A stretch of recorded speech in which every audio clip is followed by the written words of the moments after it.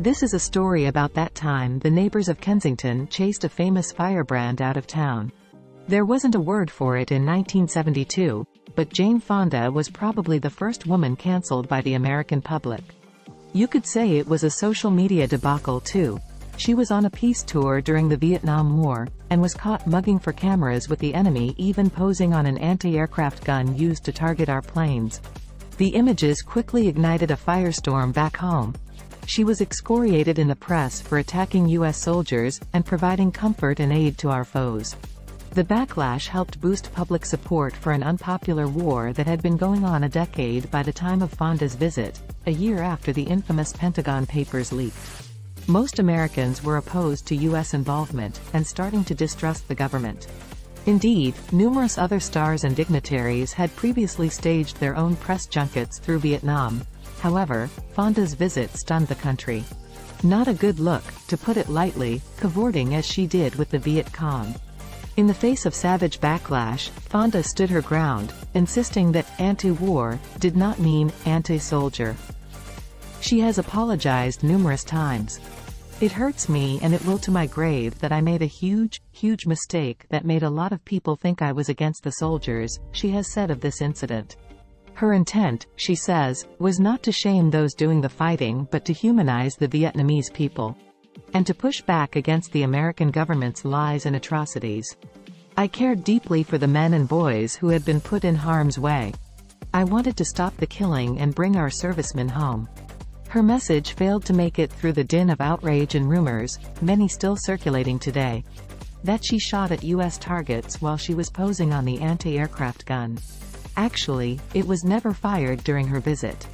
That she dined out POWs who passed her a note when she visited their compound, resulting in their torture and death. A total fabrication, debunked by many sources. That she called American soldiers, baby killers, and war criminals, in radio broadcasts she made during her tour. No, although she did correctly insist that bombing civilians was a punishable war crime. And she begged U.S. soldiers to refuse orders to murder innocent Vietnamese people. But still, the footage from her visit was really egregious, even by today's standards. It's shocking to see an American citizen gleefully chumming it up with opposing forces during wartime. And the whole famous sex kitten thing didn't help.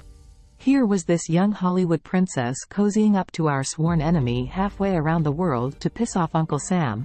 How does that help, exactly? Shouldn't she be in the USO or selling war bonds or something? Wait, isn't she a mother?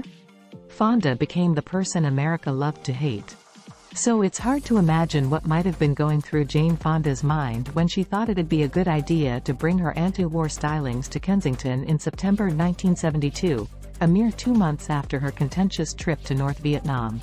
It did not go well. Her harrowing ordeal began, like most doomed efforts, with a deviation from the plan. Fonda was in town as part of a political musical variety show called the Indochina Peace Campaign, that had been touring colleges and coffeehouses across the country, and applying pressure in Washington, D.C. This particular afternoon, Fonda found herself with hours to kill before she had to be at Villanova for that night's show. Most people would probably take a walk, maybe get a cheesesteak. Instead, Fonda decided to set up a soapbox in the middle of the city and speak out against the war.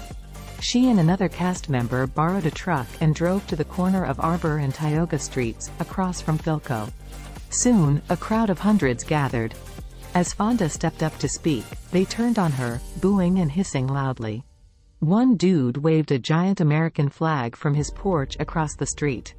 The jeers grew louder and louder, no one could even hear Fonda's voice over the litany of vicious and increasingly personal attacks.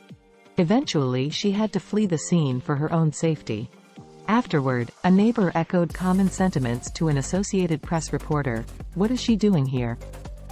She should be home with her baby. Or better yet, send her back to North Vietnam if she likes it so much there. Ouch. Back at Villanova, Fonda was once again in her element. She was enthusiastically cheered at that night's show, which was well received and well attended. Her spirits buoyed, she took another crack at Kensington the next day. And as you'd expect, Kensington came right back at her. Props at least to Fonda for planning ahead this time. She rented out the Starlight Ballroom, invited 500 guests, and hired 2 busloads of cops for security. She did not, unfortunately, count on Kensington neighbors to rally so quickly, and with such force. A mob of 300 met her outside the theater that night, pelting her with eggs and shaved ice as she hurried to her waiting car through a police cordon. As far as we know, Jane Fonda has never returned to Kensington. She's been back to Philadelphia, of course, most recently speaking at the Kimmel and endorsing Helen Jim in last May's Democratic primary. She's never stopped using her global platform to support causes close to her heart. Black Lives Matter, gender equality, and environmental rights, among others. However you feel about Jane Fonda, she was right about the Vietnam War. It was a sham, based on well-documented lies. And it was senselessly destroying countless human lives, along with entire ecosystems. We have the receipts to prove it, reams of papers and books documenting evidence. Perhaps most convincingly, Kennedy's own Secretary of Defense, Robert McNamara, admitted in his 1995 memoir that he always knew the war was a mistake, and his actions were wrong, terribly wrong. There are also telephone recordings between President Nixon and Henry Kissinger where they discuss illegal and indiscriminate bombing, government cover-ups, and even potential nuclear strikes. By relentlessly dogging and exposing these actions at her own risk, Jane Fonda likely helped save countless lives, both soldiers and civilians. She also pissed off a ton of people, many who will never forgive her, even for the stuff she didn't do.